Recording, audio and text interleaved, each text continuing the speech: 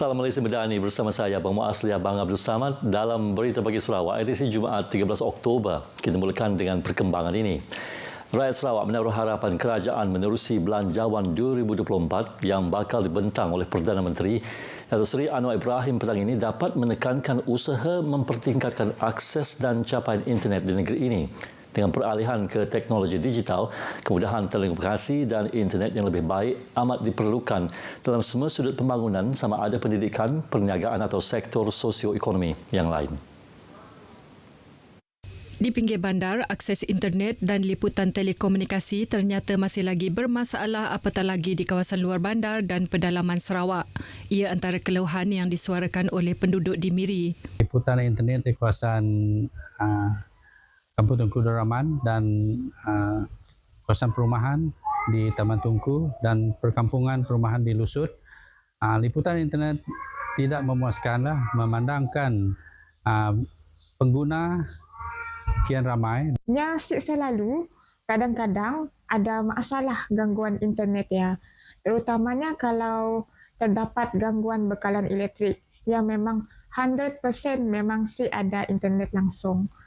So dekat sianya menyukarkan kami orang terutamanya untuk pelajar yang ada kelas atas talian. Liputan internet di Permajaya sekarang ini sangat tidak memuaskan dan tidak stabil. Saya sebagai seorang pelajar mengalami kesusahan terutamanya dalam melayari media sosial dan terutamanya mencari maklumat di dalam laman internet. Kami duduk di Sungai Rait Bakam yang merupakan kawasan sedikit pinggir bandar. Jadi bagi kami lain Malaysia agak kurang memuaskanlah untuk. Dalam pada itu, inisiatif oleh Jabatan Komunikasi Komuniti JKOM, Jabatan Perdana Menteri menerusi program Jelajah Malaysia Medani di Rumah Bunda Ulu Terubara di Miri baru-baru ini bertujuan mendapatkan maklum balas isu-isu setempat termasuklah isu berkaitan dengan liputan internet. Jadi inilah pertama kali program JKOM yang membawakan satu inisiatif supaya rakyat di luar bandar yang tidak ada mempunyai internet yang cukup, komunikasi yang kurang, televisyen dan radio, supaya kita pergi ke kawasan pendalaman dan mendengarkan danyut dan juga mendengarkan hati rakyat. Perkhidmatan telekomunikasi dan internet yang menyeluruh dilihat penting untuk memastikan keterangkuman digital di negara ini. Komitmen kerajaan dalam menyelesaikan isu 600 menara di Sarawak yang belum dipasang peralatan telekomunikasi diharap dapat disegerakan. Begitu juga dengan projek-projek di bawah Pelan Jalinan Digital Negara serta projek lainnya perlu diberi penekanan sewajarnya. Sementara itu, kerajaan juga diharap akan terus memperkasa sektor perusahaan kecil dan sederhana PKS. Pensyarah Fakulti Sains Pertanian dan Perhutanan Universiti Putra Malaysia Kampus Bintulu, Profesor Madya Dr. Leong Swee Sian berkata, usaha itu penting bagi membantu PKS yang sedang dalam fasa pemulihan selepas dilanda COVID-19 beberapa tahun lepas. Katanya, antara inisiatif yang diharapkan pada belanjawan kali ini termasuklah pemerkasaan sektor PKS dari sudut inovasi digital dan tenaga kerja mahir supaya PKS dapat terus berdaya tahan dan berdaya saing.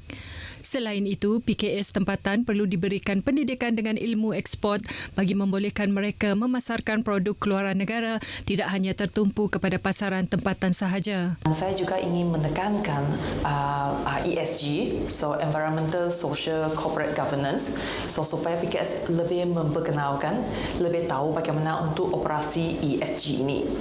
So, kerajaan dengan bajet 2024 harap membanyakkan grant atau subsidi kewangan supaya memupuk PKS berkolaborasi lebih banyak dengan institusi kerajaan, IPTA, IPTS atau NGO untuk memperbaiki lagi produk mereka supaya mendapat pasaran yang lebih besar dan berdaya saing. Ia juga antara harapan yang disuarakan oleh golongan pengusaha kecil di Bintulu. Dan kami dan pengusaha lain amat berharap berharap supaya di tahun-tahun akan datang akan lebih banyak lagi lah bantuan yang disalurkan kepada kami sebagai pengusaha seperti kedai makan, catering dan sebagainya lah. Kerajaan akan tolong tambahkan bajet untuk 2024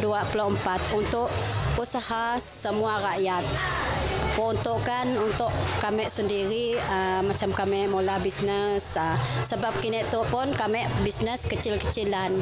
Kami berharap kerajaan akan memberi lebih lagi bajet untuk pengusaha kecil di masa akan datang lah. Sementara itu, golongan peniaga makanan di Sarawak berharap kerajaan akan merangka strategi bagi menurunkan harga bahan mentah makanan. Dengan kos makanan yang kian melambung tinggi, rata-rata peniaga terpaksa menaikkan harga makanan yang telah masak apabila harga barangan mentah tidak menunjukkan tanda-tanda penurunan. Kami orang mungkinlah ikut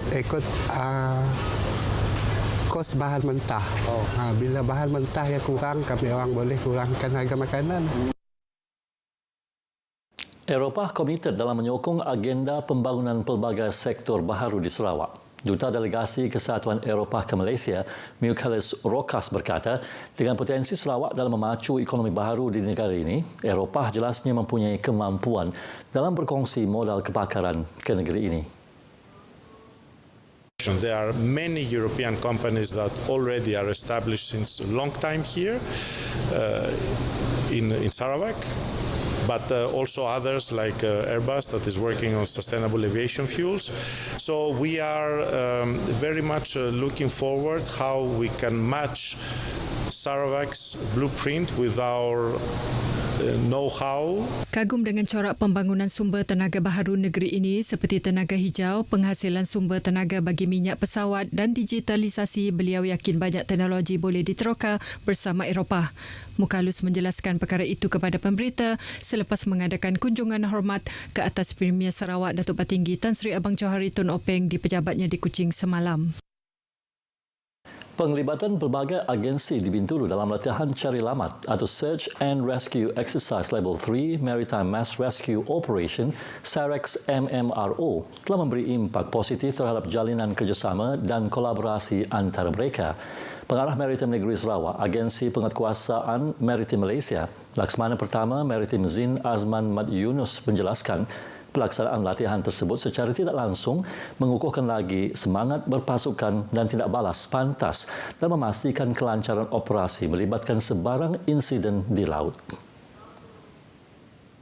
Kita boleh lihat dari segi setiap kumpulan telah ditempatkan seperti yang kita rancangkan dan kerjasama daripada semua agensi yang terlibat saya dapati teramat baik, kolaborasi yang sangat positif. Beliau berkata demikian kepada pemberita pada latihan cari lamat SAREX MMRO Anjuran Bersama Maritim Malaysia Sarawak, Majlis Keselamatan Negara Negeri Sarawak dan Lembaga Pelabuhan Bintulu di Bintulu. Katanya latihan yang diadakan di perairan Pelabuhan Bintulu itu antara lain bertujuan meningkatkan persefahaman dan keupayaan koordinasi di antara Maritim Malaysia dan agensi lain terlibat. Julung kalinya diadakan di Sarawak, latihan dihadiri melibatkan 37 agensi dengan 10 aset laut, udara dan darat. Pengamal media di Miri diseru terus bekerjasama erat dengan Petronas dalam membantu memacu pembangunan negara melalui penyebaran maklumat serta memupuk pandangan positif masyarakat menerusi penulisan mereka. Ketua Komunikasi Media Petronas Azman Ibrahim memberitahu melalui laporan berita, analisis dan penulisan rencana oleh pengamal media telah membantu menyebarluaskan maklumat kepada semua pihak sama ada pelabur, rakan niaga, pihak industri serta masyarakat umum. Justeru Petronas sentiasa menyokong dan bekerjasama dengan pengamal media, contohnya dengan penajaan Anugerah Kewartawanan Kenyalang di Sarawak, Anugerah Kewartawanan Kinabalu di Sabah dan Anugerah Kewartawanan Malaysia MPI Petronas di peringkat nasional. Beliau berucap pada Majlis Makan Malam Penghargaan Media Miri Petronas di Miri. Dalam pada itu, Azman juga memberitahu Petronas terus bergerak ke hadapan dalam mengembangkan portfolionya melangkaui minyak dan gas kepada sektor tenaga bersih dan hijau di Sarawak. Ia dilakukan menerusi kerjasama dengan Kerajaan Sarawak sejajar cita-cita dan visi Sarawak menyediakan masa depan lebih mempan kepada semua rakyatnya. Berita bagi Sarawak berakhir di sini. Untuk perkembangan sukan tanah air dan antarabangsa ikuti Stadium RTM selepas ini. Saya Abang Muasli Abang Abdul Samad, Salam Malaysia Medani, tekad perpaduan penuhi harapan.